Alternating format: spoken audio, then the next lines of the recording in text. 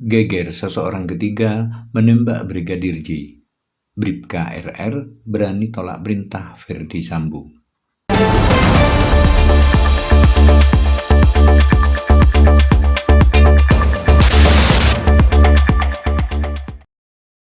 Jangan lupa di-subscribe. Geger Komnas HAM sebut seseorang ketiga menembak Brigadir J. Ada hal lain yang terungkap dari Komnas HAM. Muncul kecurigaan ada orang ketiga melakukan penembakan. Pelaku penembakan yang menewaskan Brigadir J diduga tidak hanya Verdi Sambo dan Baradae, melainkan ada orang ketiga juga yang ambil bagian mengeksekusi korban.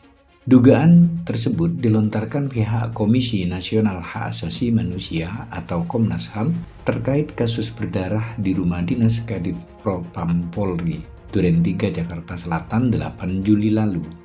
Menurut Ketua Komnas HAM Ahmad Taufik Damanik, jika mengacu uji balistik peluru di tubuh korban, maka ada orang ketiga selain Baradae dan Verdi Sambo yang ikut menembak Brigadir J pada saat kejadian.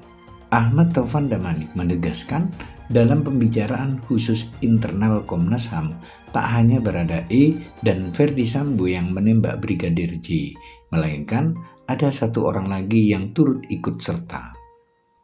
Betul kita temukan dua orang ini, itu pun disangkal Sambo. Dimungkinkan ada orang ketiga, supaya penyidik mendalami dengan bukti-bukti yang lebih kuat.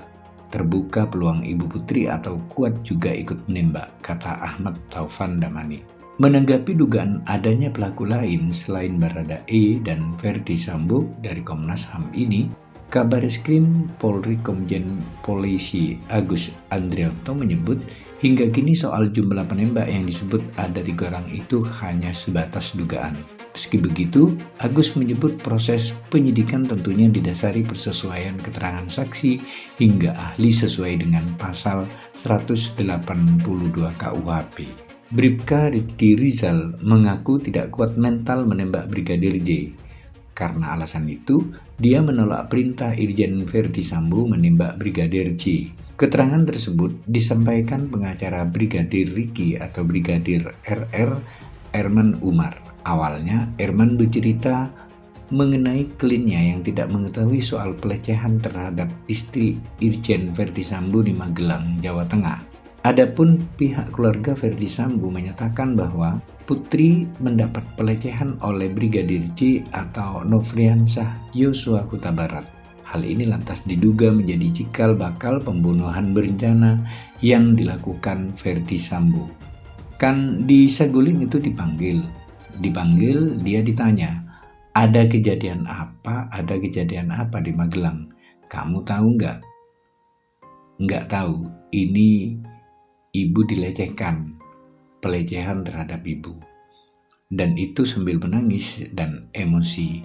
Saya nggak tahu pak, kata Erman di lobi Bareskrim Polri Jakarta Kamis 8 September 2022. Menurut Erman, di ruangan itu juga ada Putri, istri Verdi Sambo, itu juga mengatakan bahwa Yosua melakukan pelecehan terhadap dirinya. Kemudian saat itu Verdi Sambo menanyakan langsung kepada Bribka Ricky kesanggupannya menembak Brigadir J. Baru dilanjutin, kamu berani nembak Yosua. Dia bilang, saya nggak berani pak, saya nggak kuat mental saya pak. Nggak berani pak. Ya sudah kalau begitu kamu panggil Richard Imbuh dia. Lebih lanjut, Erman juga sempat menanyakan perasaan Bribka Ricky setelah kejadian tersebut. Ia menyebutkan kliennya itu memang sempat melihat Verdi Sambo terguncang dan menangis. Kendati demikian, Bribka Ricky tidak tahu alasannya. Saya melihat bapak memang terguncang. Saya melihat bapak menangis. Nggak biasa begitu, tapi saya nggak tahu kejadian di sana, padahal saya ada di sana, kata Erman menirukan omongan kliennya. Erman menuturkan Ricky hanya mengetahui adanya pertengkaran Kuat Ma'ruf dan Yosua, namun dia sama sekali tak tahu apakah pertengkaran itu terkait dengan peristiwa di Magelang. Diberitakan sebelumnya Komnas HAM juga telah merekomendasikan Polri kembali melanjutkan pengusutan kasus dugaan pelecehan seksual terhadap Putri Chandrawati oleh Brigadir J. Hal tersebut tertuang dalam laporan rekomendasi Komnas HAM terkait kasus pembunuhan Brigadir J yang diserahkan kepada kepolisian pada Kamis lalu. Menindaklanjuti pemeriksaan dugaan kekerasan seksual terhadap saudara PC di Magelang dengan memperhatikan prinsip-prinsip hak asasi manusia dan kondisi kerentetan khusus, kata Komisioner Komnas HAM bidang penyuluhan BK Ulung Hapsara membacakan rekomendasi di kantor Komnas HAM Kamis. Adapun di kasus pembunuhan berencana Brigadir J, Polri telah menetapkan 5 tersangka. Brigadir Yosua tewas akibat luka tembak di rumah dinas Ferdi Sambo, Komplek Polri Duren 3, Jakarta pada 8 Juli 2022. Chandrawati jadi tersangka laporan palsu. Sambo merupakan dalang memberitakan Barada Richard Eliezer atau Barada E menembak Brigadir J. Kejadian penembakan itu disaksikan dan dibantu oleh Bribka Rizky Rizal atau Bribka RR dan Kuat. Belakangan, Putri juga terlibat dalam kejadian pembunuhan berencana tersebut. Para tersangka dikenakan pasal pembunuhan berencana, yakni pasal 340 subsidiar, pasal 338 junto, pasal 55 junto, pasal 56 KUHP. Irjen Ferdi Sambo membela diri. Dalam perkembangan terkini penyidikan kasus pembunuhan Brigadir J, Sambo membantah ikut menembak korban. Hal ini berbeda dengan keterangan Barada Richard Eliezer alias Barada E yang menyebut jika Sambo menembak Brigadir J. Hal ini diungkap pengacara Ferdi Sambo Arman Hanis. Bantahan itu didukung dengan pemeriksaan konfrontasi para tersangka.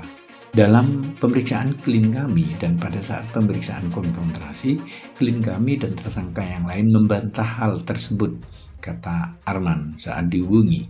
Arman menyebut keterangan Barada itu nantinya akan dibuktikan sesuai fakta dalam persidangan nanti. Sehingga atas keterangan Barada E tersebut, semuanya akan diuji fakta-faktanya dalam persidangan, ucapnya. Kesaksian Barada E soal Ferdi Sambo ikut tembak Brigadir J. Sebelumnya tersangka pembunuhan Brigadir Nofriansah Yosua Huta Barat alias Brigadir J, Barada Richard Eliezer alias Barada E menyebut Ferdi Sambo juga ikut menembak rekannya itu sesaat di rumah dinas Komplek Polri Duren 3 Jakarta Selatan.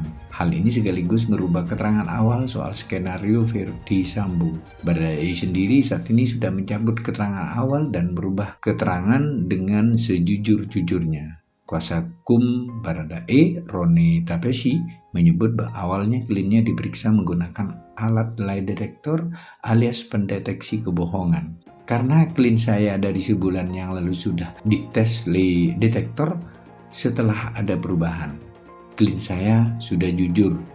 Fokusnya bagaimana sekarang pemberkasannya cepat supaya kita bisa fight dalam pengadilan, kata Roni saat dihubungi.